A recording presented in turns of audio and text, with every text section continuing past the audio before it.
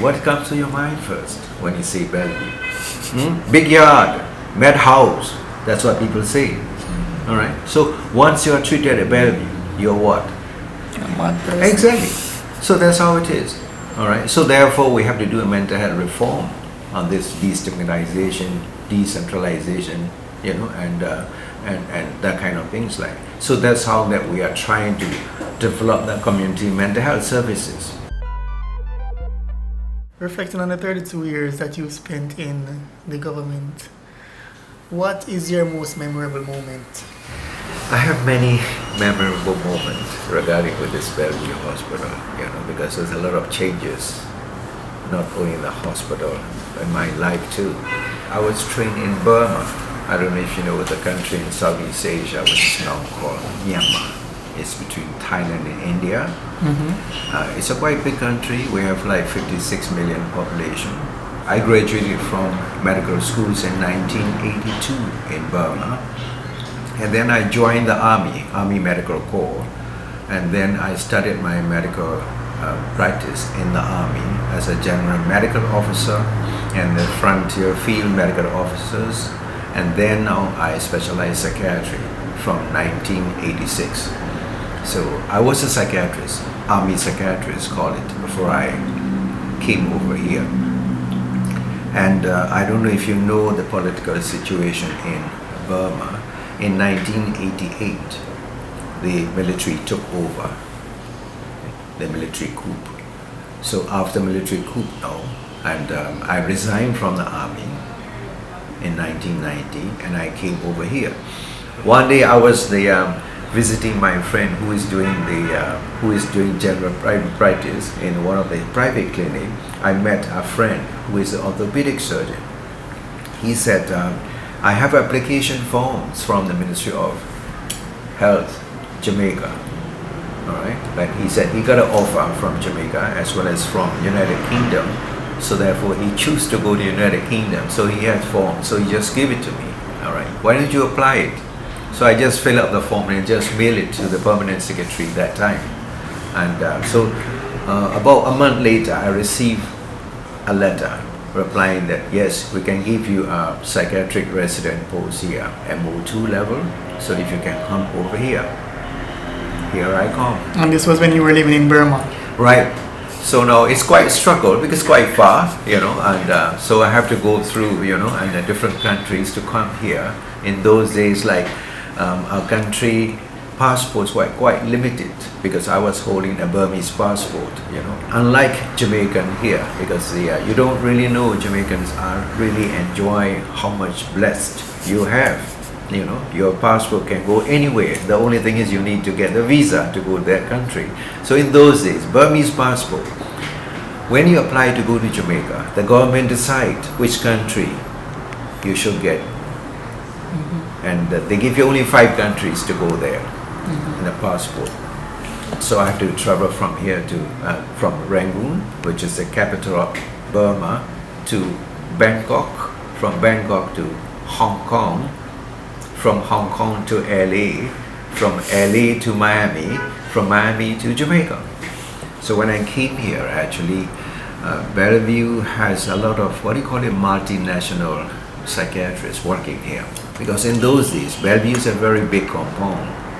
You don't have a Manly Meadows, you don't have a highway yet, and Bellevue land is quite big.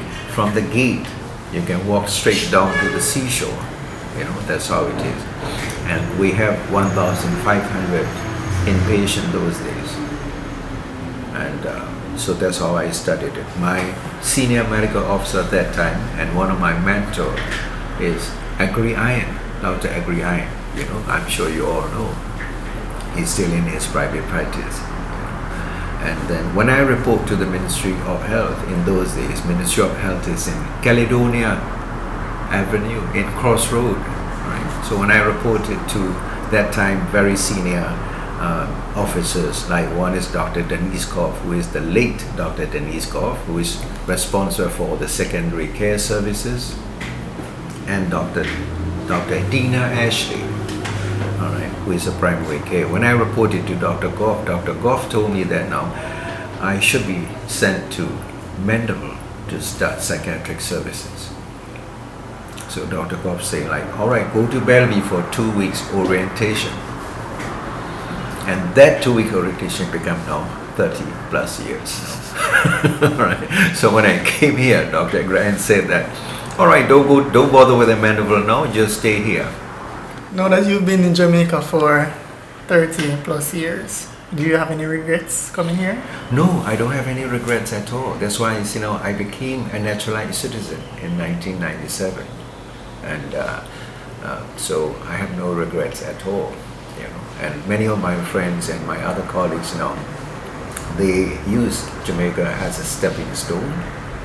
Could other, green pastures like either United Kingdom or United States, many of them, So I am one of the few remaining, seniors among the Burmese. I'm the eldest of my family, and basically I have 6 brothers and sisters, and my younger brother is also a doctor, actually, and they don't want me to leave, actually. I can understand. My father, my parents, they were retired that time when I left. My father is the only breadwinner. My mother is a housewife. My father was the army officer too. His assignment was military attaché to Japan and South Korea, and he actually doesn't want my mother, my father also. They don't want me to leave at all. But this is how life is. You have to find a better way, because the opportunities in Burma are not that great that time, because there was a military takeover. And also in those days, like, you are not, many areas restricted, you're not allowed to go or to do whatever you like to do, or it's not the place like to shine your potentials, so that's why I choose to come out. This hospital, as you know, Bellevue is the largest psychiatric hospital in the Caribbean, right? We have a similar hospital in Barbados and Trinidad and Tobago, but the best state is smaller than us. This is the largest. In older days, from the day the Bellevue built, 1861-64, that time, this hospital served the entire population of Jamaica in the past. Those days, when I started it now, the Bellevue offer acute services, subacute services, and chronic stay services. So that is one of the achievements of Bellevue, I think, in those days. And then after that, where policy changed to. Bellevue is to be decentralized, and then we are working on the mental health reform, right, based on the 3 principles of deinstitutionalization, destigmatization, and the reintegration services. So that's kind of things like we are doing. So therefore, Bellevue is to be downsized, because you see, one thing is that the other principle, the last principle, destigmatization. What comes to your mind first when you say Bellevue? Big yard, mad house. That's what people say. All right. So once you are treated at Bellevue, you're what? Exactly. So that's how it is. All right. So therefore, we have to do a mental health reform on this destigmatization, decentralization, and that kind of things like. So that's how that we are trying to develop the community mental health services, and we are doing hospital admission beds in the general hospitals, so that people living in the Moran Point or Negre Point or Moko or wherever, Cedar Valley, they don't need to come to Bellevue. They can go to the nearest health center where they reside. They can go to the nearest general hospital. They can be admitted. So by that way, and stigma is also reduced. You are admitted to general hospital rather than psychiatric hospital. So you're not labeled as a Bellevue patient anymore. So that is mental health reform, has been a great achievement and a great things that affects Bellevue, And now we are further mandated now that our future plan is that Bellevue is to develop 100-bed modern neuropsychiatric hospital with emphasis on rehabilitation and research and teaching. So that's what we are planning to do now. My exact date of retirement is 27th of November this year. That's why I'm going to be 65. However, I have vacation leave. So therefore, my pre-retirement leave, as usual, would start. I was advised by my HRs that in August. So which I have no problem for that, and so I'm ready to hand it over to the younger blood, so that who can do much better than what I'm doing now. I will continue to be available for mental health services. So I have my private practice, right, and which is very small private practice. I will go to Apex Medical Center only once a week on Saturday, and I also work with the Department of Correction as a sessional doctor.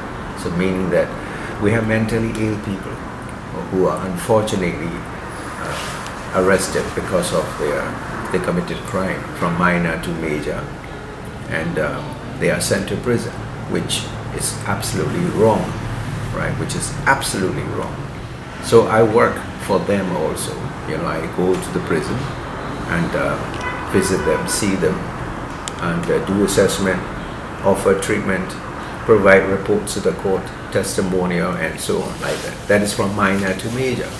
The park downstairs was named after you. How do you feel about that? I spoke to the CEO. I say that I feel honor, but then deep down in my mind that, and that park should be given to other staff members who are dedicated and they work harder than me.